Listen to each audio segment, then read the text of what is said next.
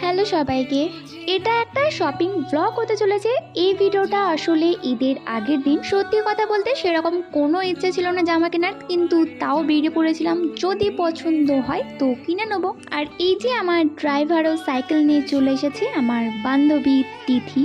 তো আমরা ভেবে পাচ্ছিলাম না যে কোথায় যাব, আর সামনেই ছিল আর্কেডটা, তো ভাবলাম যে ওখানেই যাই। আর্কেডে গিয়েও আমরা ঘোরাঘুরি করছিলাম, ঠিকমতো জামা কাপড় কিচ্ছু দেখছিলাম না, কিন্তু তারপর যখন দেখলাম যে না, এবার সত্যি দেরি হয়ে যাচ্ছে, এবার জামাটা দেখার দরকার, তো তারপর শুরু করলাম দেখতে। কিন্তু দেখবো বা কী করে, আমরা সব সময় একবার এই ফ্লোর একবার ওই ফ্লোরই করছিলাম, কোনো ফ্লোরে 5 মিনিটেরও বেশি থাকছিলাম না। তারপর আমাকে থ্রেট দিল যে তুই জামা দেখবি নাকি বল, নাহলে আমি বাড়ি চলে যাচ্ছি।